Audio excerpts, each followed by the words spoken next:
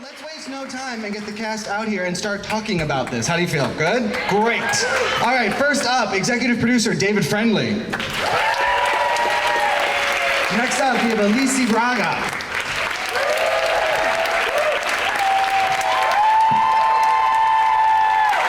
Veronica Falcon. Joaquim de Almeida. Jon Ecker. Justina Machado. Gadiot. Oh, that's very nice, thank you. Hemky Madera. And last but not least, Gerardo Taracena. Guys, give it up for Queen of the South.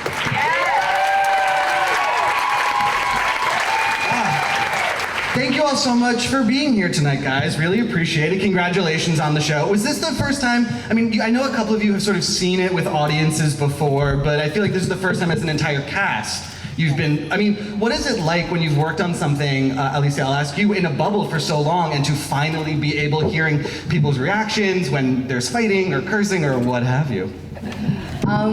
It's great, actually. It's very exciting because all of us together is the first time that we were upstairs watching and listening you guys laugh and all that. So it's very exciting because all of us, we shot the pilot January 2015. So it's been a while that we've been throwing our hearts into it and trying to make the best out of it and putting passion and soul in it. So it's nice to be everyone together. Finally, thank you so much for coming, guys. It's so hot outside, so thank you.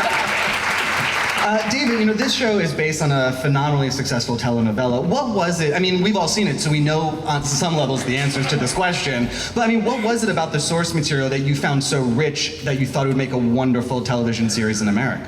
Well, some of the people may know this, but it's based on a spectacular novel by Arturo Perez Reverte.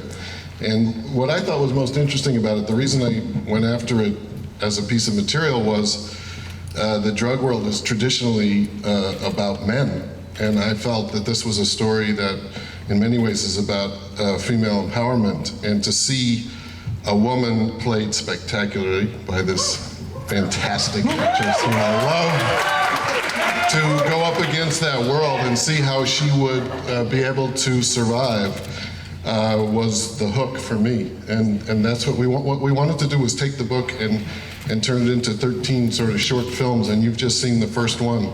And you know, honestly, we probably looked at 100 different actresses, but this, I am absolutely certain that this is the finest actress to have possibly played this part, Teresa Mendoza.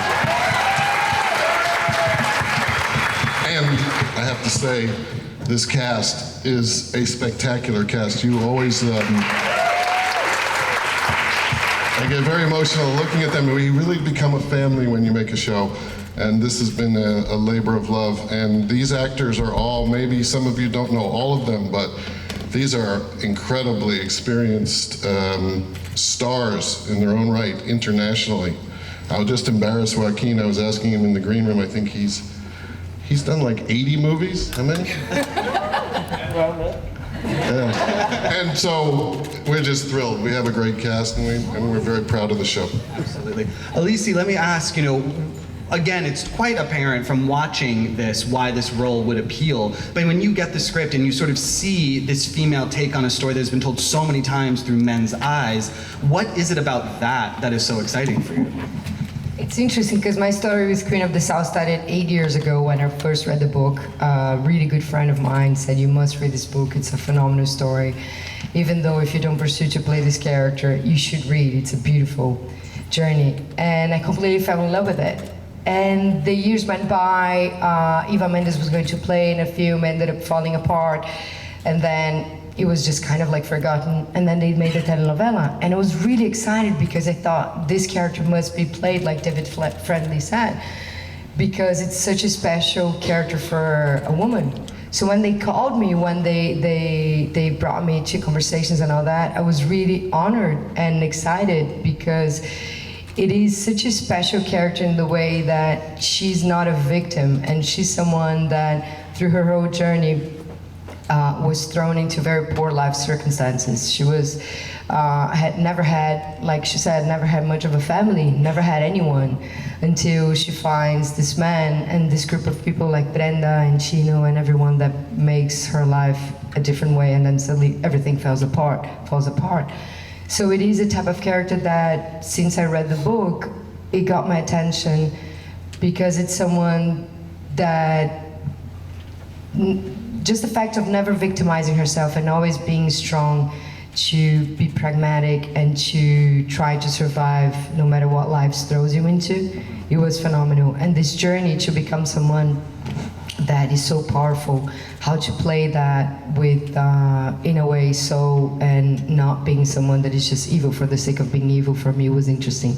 And like David said, there's so many times that we see female characters that are 100% related to the sense of being from this female world, or related to a man, like trying to find a man, or trying to get divorced, or trying something like that. And having this character as just a human being that could easily be played by a man was a nice challenge to face. So I was really honored. But definitely what drove me into this project was my passion for Teresa. I'm curious, I mean, I talk a lot, so stop me. That's okay. I think everybody here is okay with that. In your research in doing this, I mean, how common is it to have women in these positions of power within the drug world? I mean, is it something that happens more frequently than people would assume, given how often stories are told from the men's perspective? Well, I think that it's a rare instance. There have been cases. There was a woman in Miami that some people have probably seen the documentary Cocaine Cowboys. There have been various examples, but this is largely a male-dominated world. And I think what's important about Teresa's character is she doesn't choose this. The circumstances are thrust upon her. She doesn't choose to go into this world. The world chooses her. And then it's about, can she survive? And so to have a woman come to America penniless, virtually a victim of human trafficking in a certain way, and rise from that to where she's going, that is the arc of the show, and it will be incredible. I mean, you've only scratched the surface, I promise you. Absolutely. Veronica, I want to ask you, your character is new for this version of the story.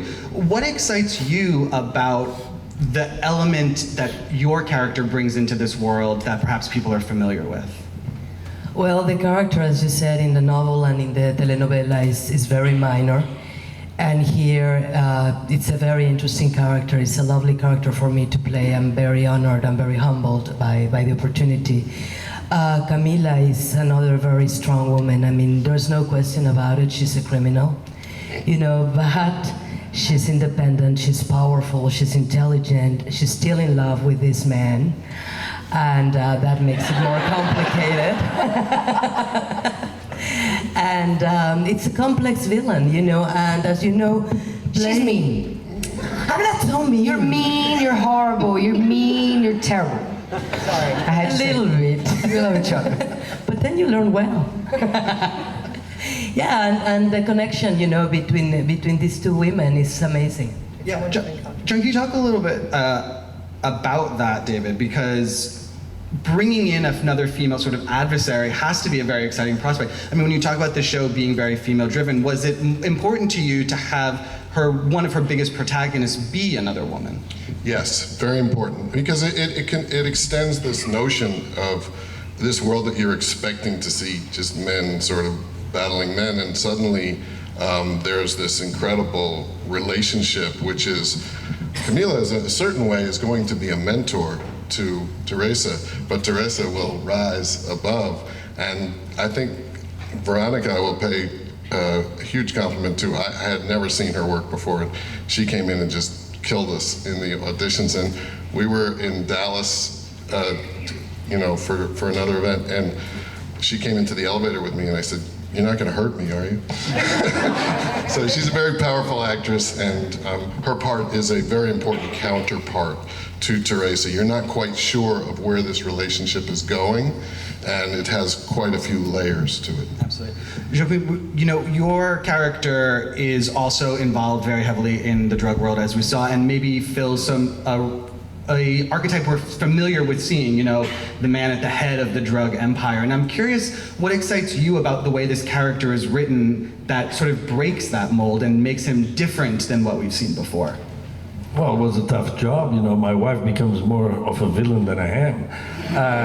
And then she protects the woman that I'm looking for, that as the only proof that can bring me down, that book that she takes. So, and I'm running for governor. I'm trying to be as far away as I can from the drug business, or at least, you know, not show it so much. Yeah. And she's too strong. She just takes off, goes to Dallas, and makes, and on top of it, wants the product. So, and starts doing dealings around it. You know, I'm normally the more villain of the villains in the show. Now I've been surpassed by two women that become much more of a villain. So it's a lot of fun. Girl power. I think it's a lot of fun to see the women in the show in this kind of position and with this kind of power. It's, I mean, there are a few out there, and I think it's good. It's new and it's different. Absolutely. Jon, we've talked about Teresa getting involved in this trade sort of by happenstance, and that's mostly because of Wero. I'm curious why you liked the relationship. I mean, you develop a really impressive relationship with these two characters really, really quickly in the show. What did you like about sort of how they played off of each other in the first episode?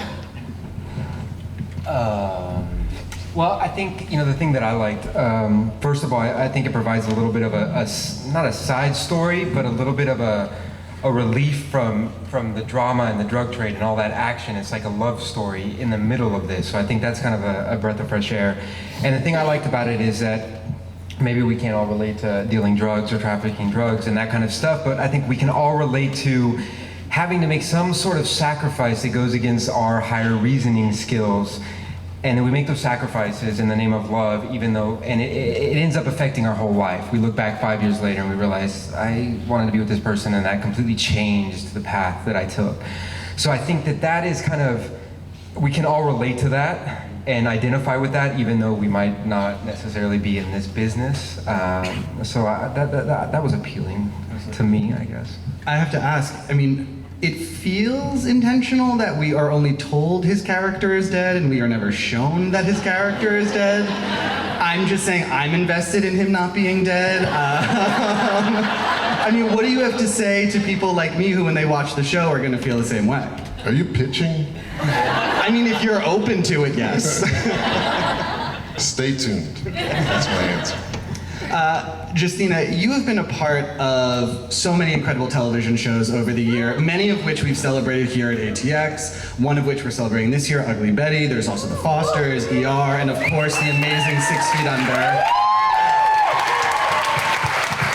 And so I'm curious, you know, when you look at the actors that surround you right now, and in this time in this industry, when we talk about the need for diversity and the need to be telling diverse stories and stories that are not white men's stories, how exciting is it for you to be part of a show that is doing that on such a large scale? Very exciting, but also one of the greatest things when I got this job, I was like, I thought I knew everybody. I was like, of course I knew Alice, but I got to meet all these amazing Latino actors. I mean, this show really gave an opportunity to all these actors that are pretty phenomenal, and yeah, it's great. I mean, I don't know what else to say except that it's really awesome. I'm like, wait, yes, I've been a part of a lot of amazing shows, and I think this is one of them that's going to be up there too. And I'm very proud of this cast, and I really do like everybody. That doesn't really happen all the time. I like everybody, and I think everybody is so phenomenal, and I can't wait to see what happens, actually. Absolutely. Yeah. Hemky, let me ask, I mean, when you have a show that features such an amazingly international ensemble, something that is such a rarity in television today, do you ever feel, does it add pressure to the experience of like, you know, we really have to make this good? Because when it's good, it just brings in an audience and just proves to the industry that there is such a want and a need for these stories to be told. Well, I don't see this pressure. It's pretty much what we do. For me, if I like, meaning I would like to do a show that I would watch. And by me watching and wanting to watch, I hope that the rest of the audience will as well. But I cannot think about the pressure that we put ourselves. We just do the best that we can do with an amazing cast that surrounds us, and do our best job and do what we would want to see. If I don't want to watch it, then I don't think anybody else would as well. But I don't think there's any more pressure to it. It's just have fun and play. So. Gerardo, I want to ask, the show after the pilot, production and also the setting moves to Dallas, Texas, you know, and we here at ATX love shows that push revenue back into the state of Texas. What has it been like? What have you enjoyed about shooting in Texas? Has it sort of lent itself well to the world of Queen of the South? I don't know if I follow Texas or Texas is following me, but we have a relationship. I don't know, maybe along 2 years ago. Texas Racing was my last TV show made in Mexico, but this is my first TV series outside of Mexico. And I'm really proud of that, and I am really, I'm a lucky man with this team and all my partners and really talented, and I'm so proud of this product, really. Yeah, it's true. I've got a relationship with Texas. I don't know how. And he's pretty much. And I was in this theater. What's the name of this theater? Paramount, pues con la comida. Okay. Okay. In a film festival with El Violín, the violin, one of my first, not my first one, a Mexican movie, and I'm so happy to be here again. Can I say something about Texas? I was lucky enough to work in Austin like 7 years ago, doing a film here that was shot in Robert Rodriguez studios, and I had a blast with the crew. And I must say that I was lucky enough to be back in Texas and have a blast with the new crew. I think we had like such a long shoot. Season 1 is always like the first one that you're finding and everything. And all of us, we were there for such a long time, and what it made possible for everyone to fight for the show to be the best that it could be, it was the crew. So all I can say, it's my second experience, and you guys, if there's a bunch of Texans, you guys, amazing. I really adore it because they put not only really amazing work, but really amazing spirit and generosity and kindness and amazing barbecue. True. I got fat, by the way. So I hate you guys. I want to be fat like that. I hear you, Justina. I want to be fat like that. Put that on a t-shirt. Thank you. Peter, obviously, your character is not a part of the first episode. It's another character that's introduced into this series. So I'm going to use this question as like a way, just because I want to know what's coming up next. I mean, talk a little bit about who you play in this world and how he factors into this story. Sure. So my character is called James, and as you saw at the end, with Camilla saying, "Welcome to America," that is the world I inhabit. I'm basically her number 2. She's my boss, and together we really run the business that she's created there. And obviously we've encountered Teresa, and we formed this interesting triangle, and we go on many adventures and live happily ever after. In like 7 seasons. Exactly. Yeah. I mean, that's the basic gist, you know. I can't really reveal too much, obviously. David, I'll ask you, I mean, why was this another character that was so important to you to weave into the fabric work of the show? Well, I think, first of all, Peter does it without an accent, by the way. And he's an incredible actor. Everybody in the show is just superb. But I think Peter's an important cog in the wheel, so to speak, because apart from these 2 women, Camilla has this very loyal second in command played by Peter, and he is at various times the one that is sort of keeping the trains going down the track for the business, and he is sometimes seemingly emotionless. He's like a shark going through the water, and nothing will stop him. But then I think that he's sort of fazed by Teresa, and she's sort of curious what's going to happen in this relationship, and is he her mentor? Is he really looking out for her? Does he care about anybody, or is he just a sociopath? You really can't quite get a grip on him.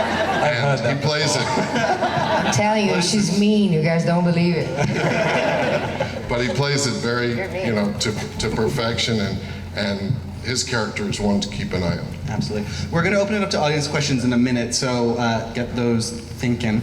It's not a word. And but before we do that, Alicia, I want to ask you, the show opens with your character being shot, and it really does, you know, in television, one thing that actors will often say is, you don't know where your character is going. You sort of don't know the end point or something towards an end point. So for you, how helpful was it to sort of have a vision of who she becomes at the outset when you're starting at the beginning? It's a very interesting challenge because my passion for this character is what drove me to the series. It's interesting when you play a character that there is a journey. It's almost like when you do a film, you know beginning, middle, end, but you do that in 3 years, in 3 months, and that's it. On a series, you're still building that up.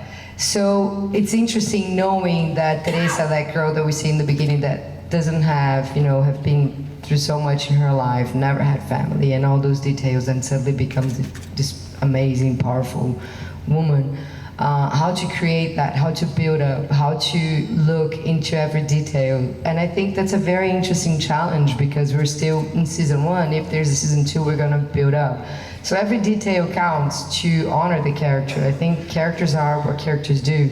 So playing a character that you already, especially that we're already showing her and we already know that she becomes that, we need to be really careful to every single detail of her, of personality that drives her to become that. Things like, one of the things that I always keep saying is that one of the most beautiful things about Teresa is that she's not a victim. She's never victimized herself. And I think that's what makes her strong and to make her keep on moving in life and fighting to survive. And I think heroes are not victims, and she's a hero of her own life. And through those details, we're still, you know, creating and figuring out what's going to be the journey and how's it going to get there. But I do believe every detail counts to build up, to try to connect these two women and not play like completely different human beings. It's a challenge. I'm still every single day waking up freaking out, but we're getting there. Amazing. So we're going to open it up to audience questions. There's a microphone right over here, so if you just want to attempt. Hello. Oh, not me, but if you do want to ask a question, I'm with the festival. Now you're going to ask. I love If you do want to ask a question, please do come to the microphone so we can get it through the recording. While people are getting that going, let me ask you, I was very interested in how the subtitles are used on the show, in the sense that they're sort of used very sparingly, and I thought that was a really interesting choice, and I was wondering if you could talk about the decision to not feel the need to overly labor on every single word, because you kind of understand the sentiments behind what's being said so often. Well, it's amazing how much detail is actually discussed and how much thinking goes into everything when you're doing 13 hours of television. And it was very important to us that the show have an authenticity to it. And there were just certain scenes where you'd be reading the scene in the script and you say, that scene, they would be speaking Spanish there. But if you go too far with that, the network might, you know, have a pause or the studio involved. So it's a balancing act. And to be honest, that mix was constantly changing. It'd be a little Spanish, no, a little more, no, that's too much. And eventually I think we found the right level. But it gives it an authenticity, and I think it's very important. Our goal was to make this show feel very credible, very real. There was a tremendous amount of research that went into it. Many of the things that Teresa embarks on are based on real life events that have actually occurred in this world, and it's both horrifying, but it's very exciting at the same time. But the Spanish was to make it authentic, and the accents are all carefully reviewed, and I think Teresa, you know, speaks with a credible voice, and that was very important to us. We're gonna go to a question. Hi.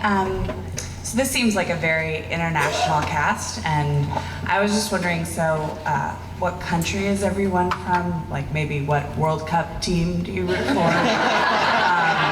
And also, if you could talk a little bit about the casting process, both from the end of the actors and the producers. He's from the US. I'm from Brazil. I'm from Mexico City. I'm from Portugal. I'm from San Marcos, Texas, so Rattler Pride. I'm from Chicago. I'm British, but my father is Dutch, so I also support Holland in the World Cup. I'm from Dominican Republic, and we do not have a team. I am from Mexico City. I mean, that's an excellent question too. Yeah. How do you embark on a casting process that is so sort of all-encompassing? Well, I think the casting, what was most important to us is that it, again, authenticity. This is a word you'll hear used over and over. And we did not want to do something that felt like, oh, they went out and hired a bunch of American actors to play Latinos. These are authentic actors, and they are all, you know, fluent in Spanish, obviously, but they're also legitimately, many of them from Mexico, and I felt that was very, very important, that we not do what our business has done in the past, which is to sort of, you know, homogenize the film and say, oh, well, maybe we should cast an American so that we can get a bigger audience. I think we knew there were great actors out there, and we found them. And they are legitimately the right people to play these parts. It wasn't like, let's go to Mexico and get all Mexican actors. Let's get the best actors for the part.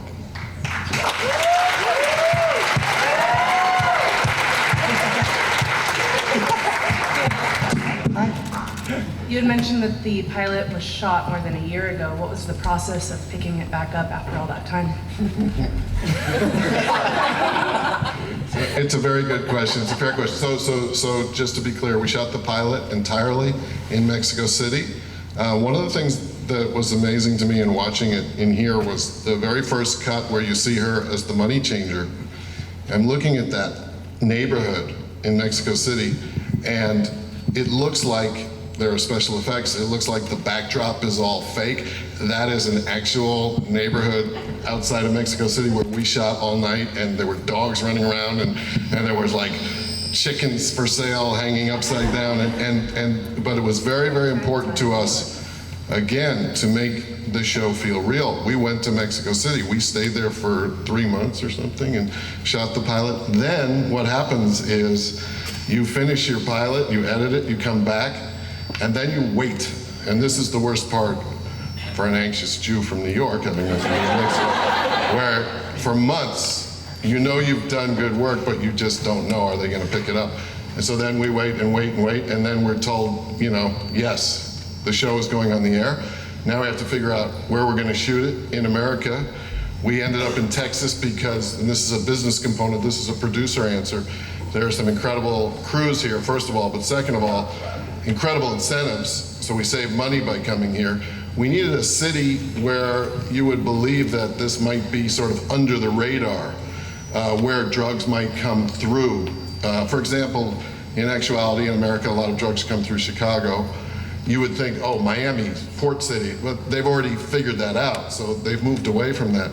Dallas seemed like a very cinematic place to us, visual, and a place that maybe the feds wouldn't be looking. So there were a lot of issues that went into it, but the waiting was really hard, and sort of knowing that you would put your best foot forward, but it takes a long time before. Now you've got 200 people in Dallas, 100 people in LA, all putting this massive effort together.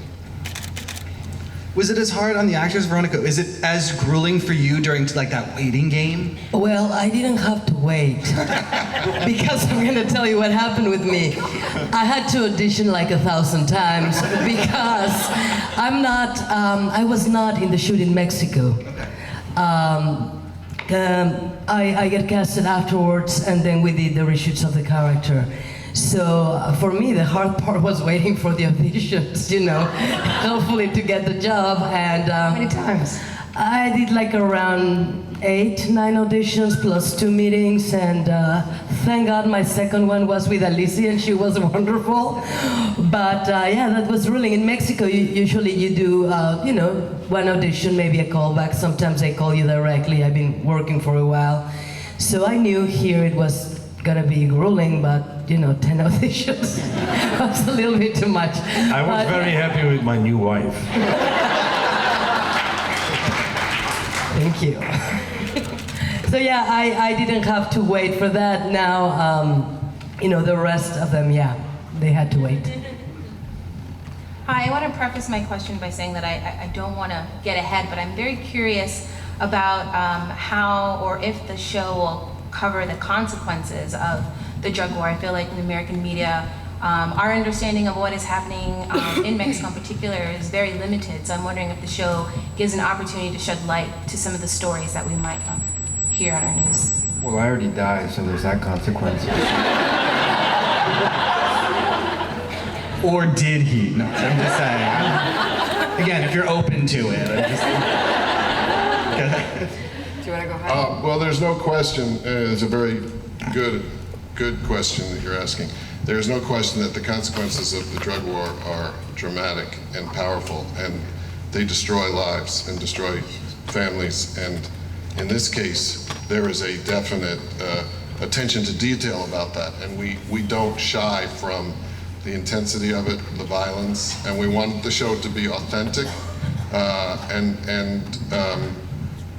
I can't really say what's going to happen, but you will see in various episodes, whether it's in terms of Teresa's relationships with Justina, with other cast members, with her family, but there are serious consequences to this very violent and dangerous world, and we do not shy from that in any way. We wouldn't be authentic if we did it, you know. I think these stories are very attractive because they have every element, you know, there's revenge, there's ambitions, there's money, love, hatred, survival. But at the end of the day, it's true stories, you know. I come from Mexico, and the drug world, it's very rough on everyone, and there are consequences. So you see a part, I mean, for example, with my character, yeah, you can see the glamour and the money and the power, but you will see the consequences, and that, I think, makes it very, very interesting. And every character has a consequence. There's always a price to pay, you know. So we'll show that as well. Right, Güero? Thank you. Yeah, like Güero. But I think the most important thing is that never, ever, ever glamorize. And I think that's something that all of us should be very careful. Every single actor and every single writer doing a TV show like this. I think glamorization of drugs and violence is never good for TV or for anything that you do. If you tell stories, that's important. So I love your question because of that, because I do think it's about the characters, and whatever you're showing on it, it should be truthful and honest to it, but never glamorize. So that's what I really hope we keep on doing it. And you see in the show what happens when you mix politics with drugs. Wait and watch. Thanks so much. Thank you. Well, I cannot think of a better place to say thank you so much to the cast of Queen of the South for being here at ATX with us. Remember, June 23rd, it starts. You can check out the whole first season on USA, and everybody have a wonderful rest of your festival. Thank you. Thank you.